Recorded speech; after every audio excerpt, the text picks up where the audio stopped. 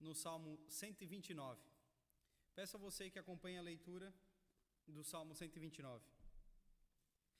Cântico de romagem. Muitas vezes me angustiaram desde a minha mocidade. Israel que o diga, desde a minha mocidade me angustiaram. Todavia não prevaleceram contra mim. Sobre o meu dorso lavraram os aradores, nele abriram longos sulcos. Mas o Senhor é justo, cortou as cordas dos ímpios. Sejam envergonhados e repelidos todos os que aborrecem a Sião. Sejam como a erva dos telhados, que seca antes de florescer, com a qual não enche a mão o ceifeiro, nem os braços o que ata os feixes. E também os que passam não dizem, a bênção do Senhor seja convosco. Não vos abençoamos em nome do Senhor. Vamos orar mais uma vez? Ó Pai querido, a Tua palavra foi aberta e lida, e nós cremos, como ela mesmo diz, que não é vinda de elucidação humana, mas da inspiração do Teu Santo Espírito, o mesmo que habita em nós e que nos convence do pecado e do juízo, e que também abre os nossos olhos para termos entendimento quanto ao Teu ensino, mediante a exposição da Tua palavra. Senhor, faz isto, abra o nosso entendimento, para que compreendamos a Tua vontade revelada, e assim obedeçamos. Em Cristo Jesus. Amém. Crianças, vocês conhecem a história de Simei? Simei.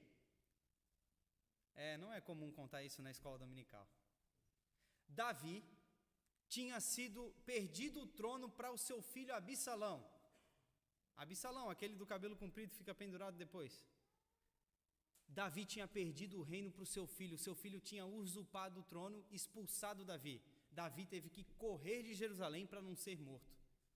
Quando ele passa pelas terras dos descendentes de Saul, crianças, um tal de Simei vê Davi e começa a hostilizar Davi, dizendo que ele tinha usurpado o trono de Saul.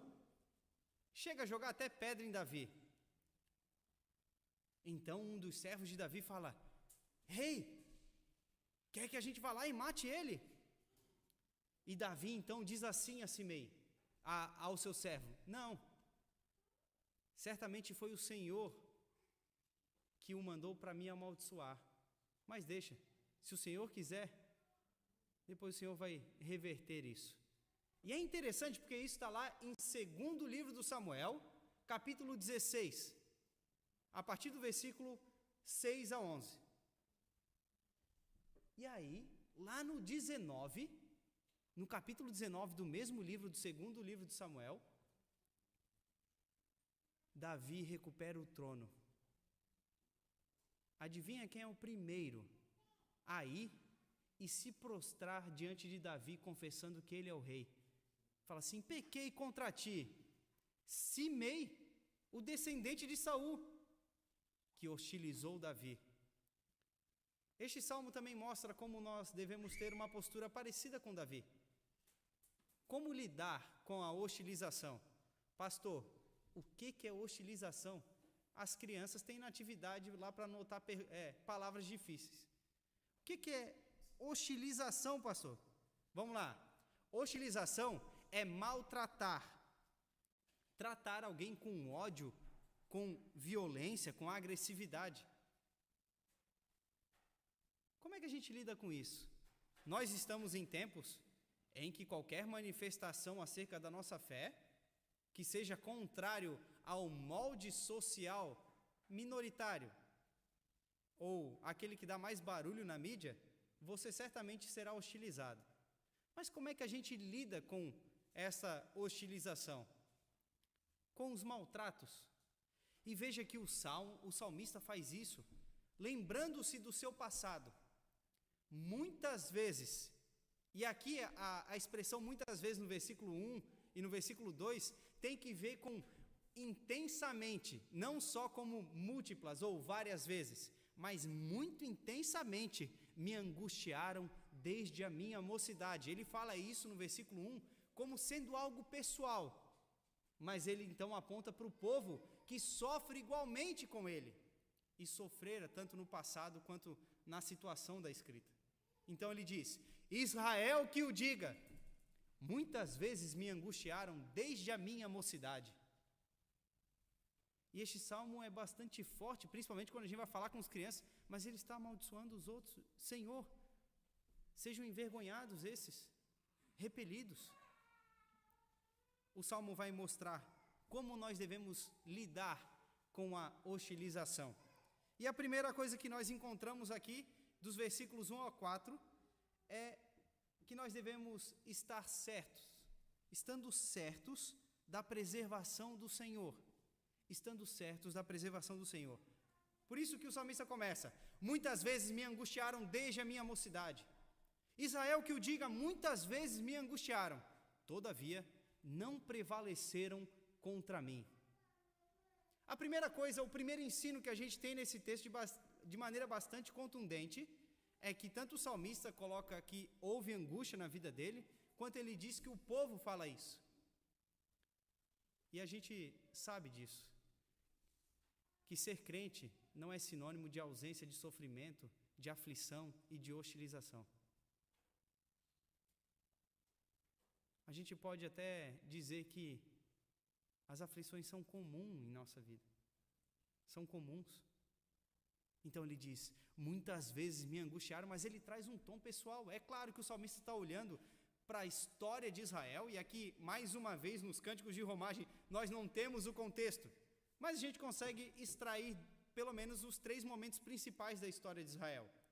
Quando que os inimigos angustiaram, oprimiram, hostilizaram o povo de Israel? A gente pega no Egito, desde a sua constituição, o povo de Deus é um sobrevivente. E você não pode achar que você será outra coisa nesta terra e neste mundo. O povo de Deus sempre foi um sobrevivente às aflições, e aflições em grande medida. A gente vê no Egito, o povo escravo 430 anos. E ele diz, me angustiaram desde a minha mocidade. Imagine aqui alguém que nasceu dentro do povo hebreu no Egito. Fala, desde que eu era pequenino, eu vi as angústias nos meus pais. Eu cresci, angústia sobre nós. Outro momento também é na Babilônia. Eles são levados, os mais jovens são levados para a Babilônia. O caso de Daniel. Mas, além de Daniel, da história da Cova dos Leões, crianças, vocês acham que não houveram outros pequeninos, outros jovens como Daniel, que não foram contados nos números dos eunucos de grande ciência, que estavam lá desfrutando dos banquetes do rei? Haviam. Então eles poderiam olhar para aquela situação e falar, desde a mocidade me angustiaram. Os inimigos do povo do Senhor sempre angustiaram a igreja. Desde o Antigo Testamento. E o povo de Deus sempre foi caracterizado como um sobrevivente em meio às aflições. Mas o que nós devemos entender, apesar disso, diante da hostilização, que eu e você podemos sofrer por conta da nossa fé. E crianças, não achem que isso será diferente na vida de vocês. Quando vocês se posicionarem através do ensino bíblico que vocês têm recebido na escola, na adolescência principalmente, e vocês sabem disso, adolescentes, que vocês sofrerão algum tipo de hostilização, ainda que ela seja maquiada. Talvez vocês não sejam imunes disso, ou seja, vocês não são imunes disso. Mas nós temos que olhar sob a ótica da Escritura e olhar para o versículo 2 e ver, todavia não prevaleceram contra mim. É isso que Paulo vai dizer aos Coríntios no capítulo 4 da segunda carta. Somos atribulados, porém não angustiados, perplexos, porém não desanimados, perseguidos, porém não desamparados, abatidos, porém não destruídos. E aqui tem uma coisa bastante interessante. O símbolo da Igreja Presbiteriana do Brasil, crianças, é uma sarça. Uma árvore daquele texto de Moisés, no capítulo 3 de Êxodo, em que ela queima e não se consome. Vocês sabiam que na história da igreja cristã, na França, quando houve perseguição, tinha um pessoal chamado de huguenotes. Os huguenotes franceses. Sabia que vieram alguns deles para o Brasil? Sim. E quando eles estavam sofrendo perseguição, crianças, eles eram perseguidos pelo rei, pelo catolicismo, e eles sofriam grande opressão. Alguns deles eram até queimados. Mas sabe qual era o lema deles? Por conta da sarça de Êxodo 3? Queimados, mas não consumidos. Isso também virou uma espécie de lema, tanto é que é o símbolo dos aliancistas ou dos Covenanters da Escócia. A sarça, que é um símbolo de se queimar e não consumir. Então eles eram perseguidos, eles eram até mortos, e o lema era: queimados, não consumidos. Porque assim é todo aquele que crê no Senhor. Ainda que muitas aflições e angústias nos sobrevêm, opressão dos inimigos, ainda que a nossa fé esteja sendo combatida, ideologias tentam amassar os preceitos bíblicos, empurrar a goela abaixo aos nossos filhos, no seu trabalho, na formatação de qualquer mídia social, nós temos que ter a ciência, estarmos certos da preservação do Senhor. Todavia, não prevaleceram sobre mim. A gente viu isso no Salmo 125, quando o salmista disse: o cetro do ímpio não prevalecerá, para que o justo não estenda a mão à iniquidade. Queimava e não se consumia. Essa é a mesma proposição do Senhor Jesus quando diz sobre a igreja. Quando ele diz: as portas do inferno não prevalecerão contra a igreja. Diante da hostilização, das dificuldades que nós teremos, eu creio, de maneira mais intensa daqui para frente, estejamos certos da preservação do Senhor. Mas olha o retrato da angústia que o salmista traz. Sobre as minhas costas, ou sobre o meu dorso, lavraram os aradores, abriram longos sulcos. Aqui é mais uma vez uma cena agrícola.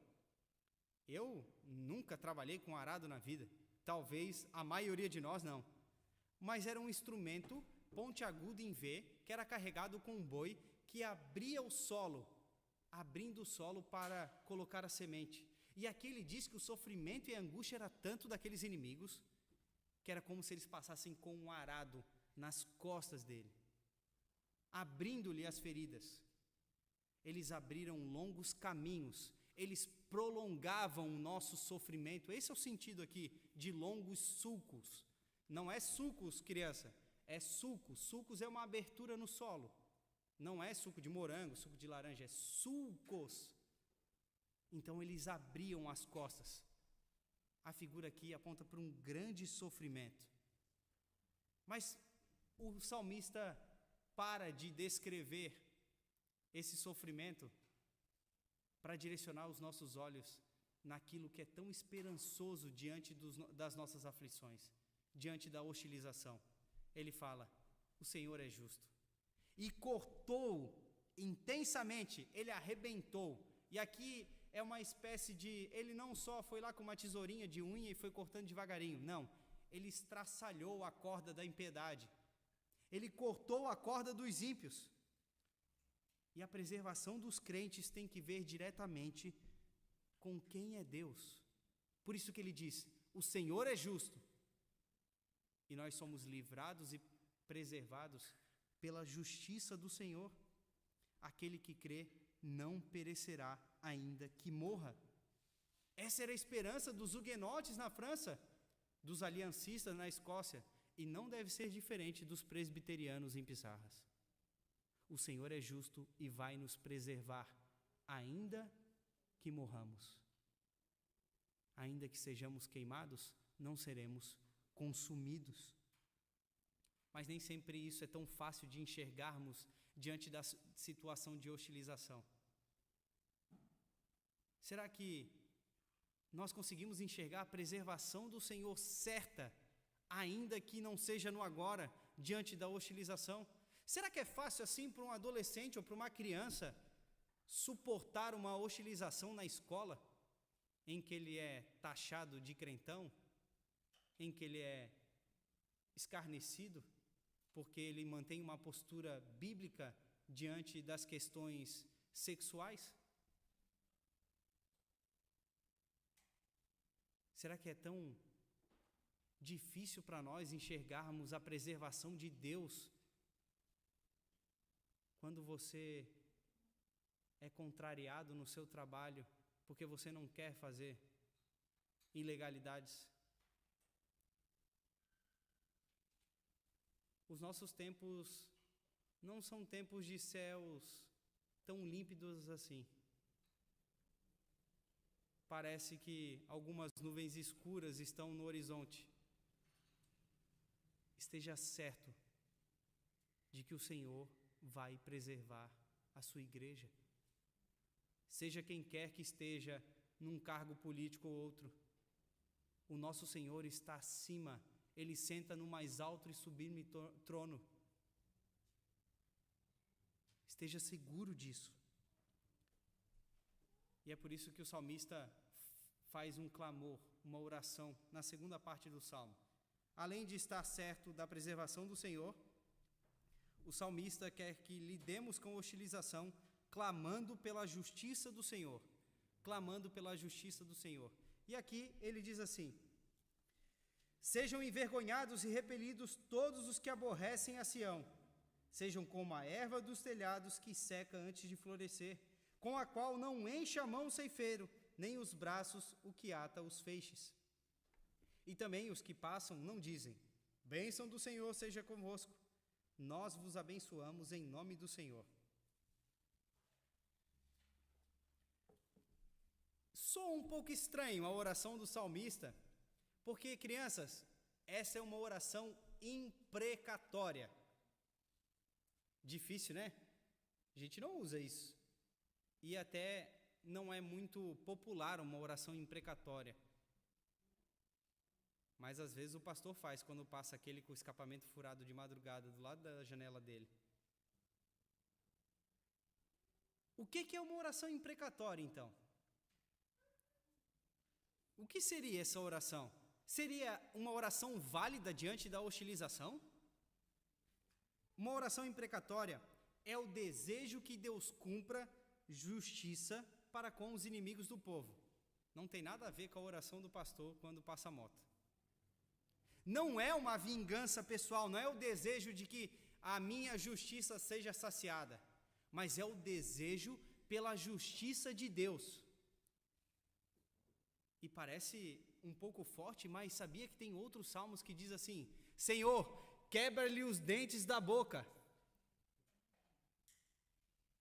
E aqui ele diz: sejam envergonhados e deixados de lado, abandonados, aqueles que odeiam a Sião. Lembra que nos salmos de romagem, Sião significa o reino de Deus.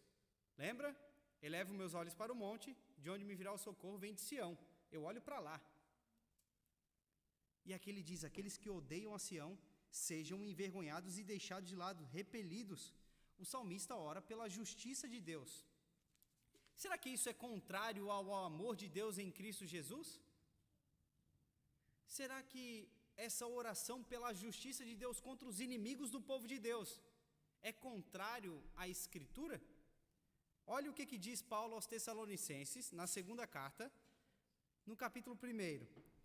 É justo para com Deus que ele dê em paga a tribulação aos que vos atribulam, e a vós outros que sois atribulados, alívio juntamente conosco, quando do céu se manifestar quem? O Senhor Jesus com os anjos do seu poder, em chama de fogo, tomando vingança contra os que não conhecem a Deus e contra os que não obedecem ao Evangelho de nosso Senhor Jesus. O clamor pela justiça de Deus contra os inimigos do povo será feito pelo próprio Senhor Jesus, em vingança àqueles que não temem e não obedecem a Cristo Jesus. Não é contrário. Apocalipse 6, versículo 10, a visão de João sobre os selos.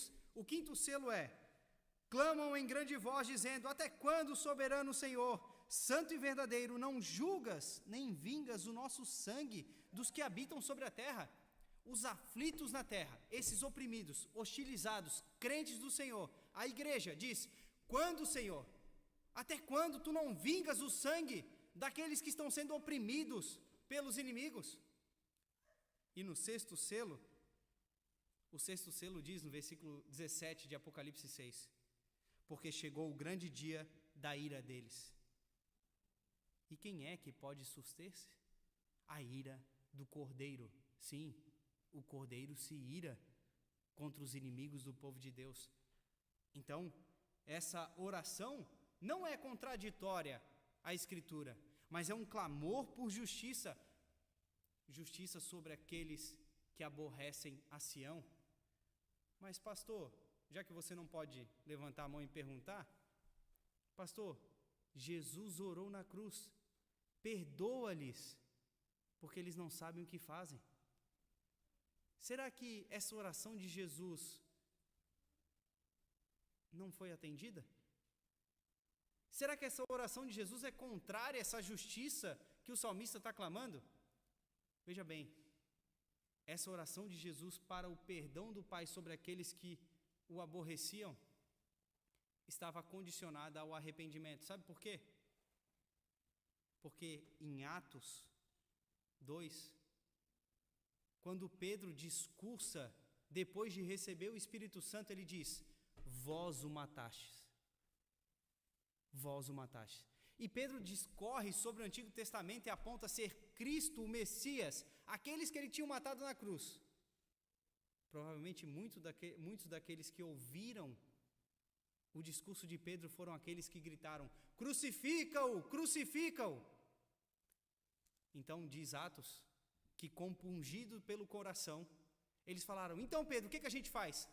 Arrependei-vos e crede no Evangelho.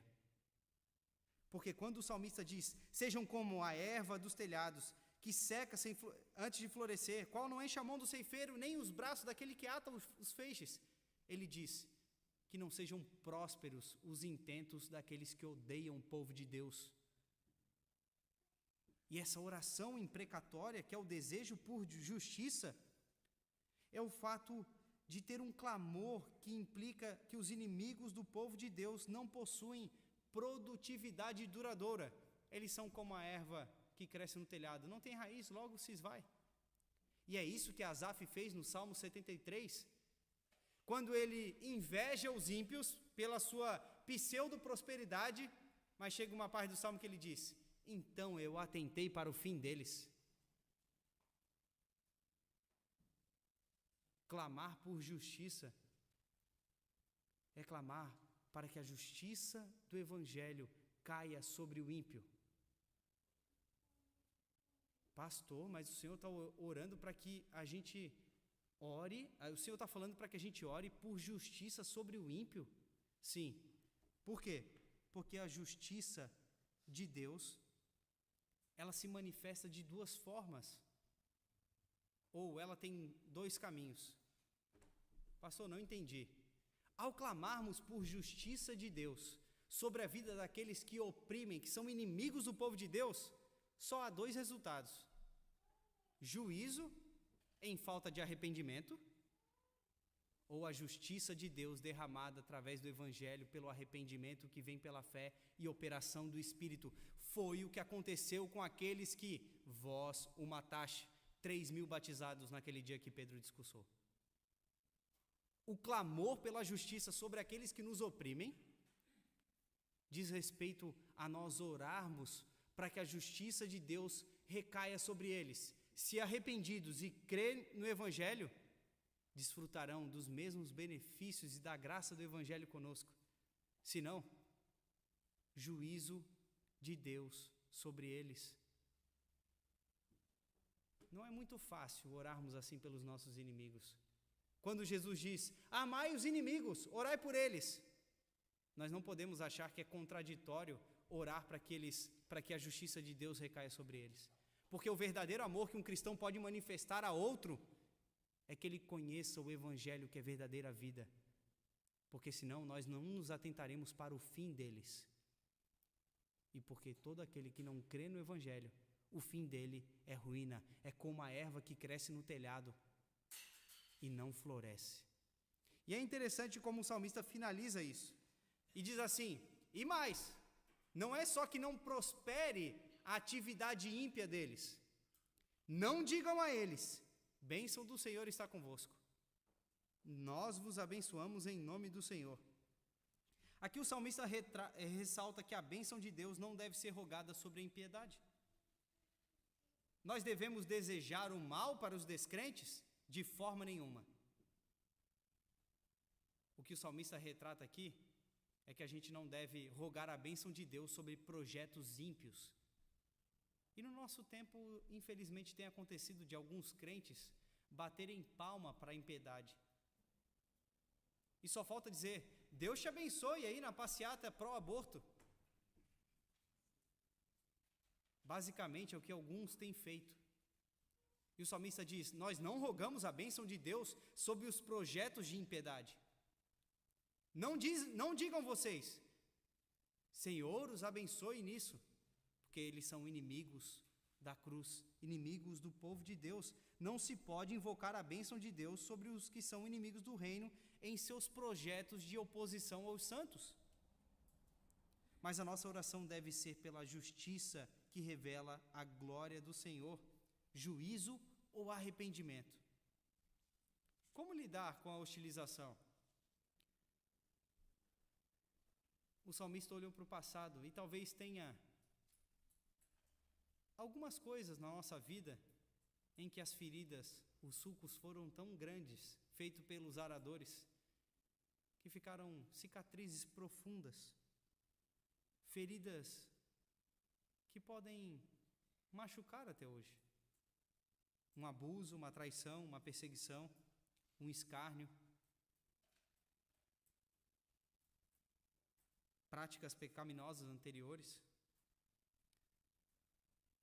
mas seus sofrimentos passados, as marcas das aflições, não podem determinar o seu presente e o seu futuro. Elas doem? Podem doer. Foram reais? Sim. Mas elas não determinam. Elas influenciam? Influenciam. Mas elas não determinam, porque a sua identidade está em Cristo. E é Ele quem determina o seu presente, o seu futuro, e limpa o seu passado e cura as suas feridas. Porque é aquele que ofereceu as costas aos que feriram, como diz Isaías, aos que arrancavam o seu cabelo, e não escondeu o rosto, os que o afrontavam e o cuspiam.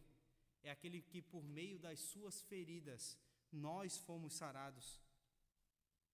Por isso que a palavra diz, Cristo, nosso Senhor, ou Senhor, justiça nossa.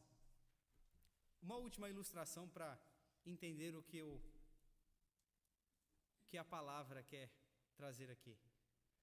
Crianças, vocês lembram de Tomé? Lembram de Tomé, que só acreditava vendo?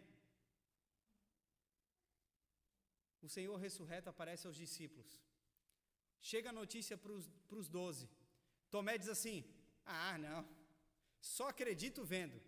Enquanto eles estão reunidos, o Senhor Jesus aparece, diz, Tomé, pode tocar. Tocar no quê? Nas marcas. Ele mostra as mãos, os pés e o lado. Tomé toca e vê a glória do Cristo ressurreto. Queridos irmãos, tem algumas marcas que nós vamos carregar, mas que não sejam essas marcas mais para vergonha e para escárnio, porque do Senhor foram feitas por meio da hostilização, da perseguição e do escárnio. Mas Cristo muda pela redenção e salvação aplicada a nós. E as marcas que carregamos é para que nós olhemos para trás e falar, a redenção do Senhor está sobre mim, e eu sou de Cristo. agora revela a glória.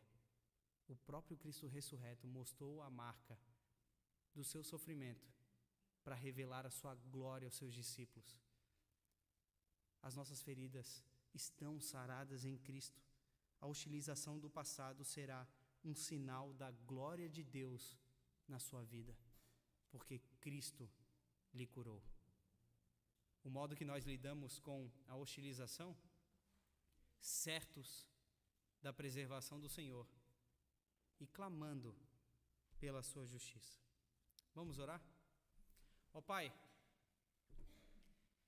nem sempre é tão fácil para nós lidarmos com os sofrimentos passados, com as dificuldades que nós passamos, com as vergonhas que nós enfrentamos. Algumas delas por inimigos da cruz, outras nós mesmos nos enfiamos. Ó Deus, não permitas que essas marcas do passado nos prendam, porque nós somos livres em Ti. Mas cure-as, feche as feridas, para que sejam sinais da Tua graça em nossa vida.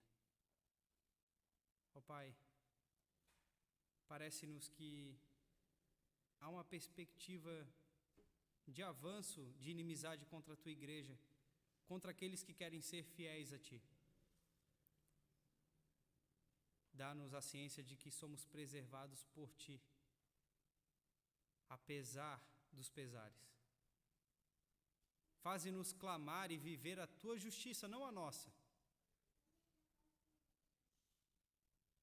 Dá tranquilidade ao nosso coração, para que não reajamos em prol da nossa própria vingança, mas que busquemos a justiça de Cristo. E é no nome dele que oramos. Amém.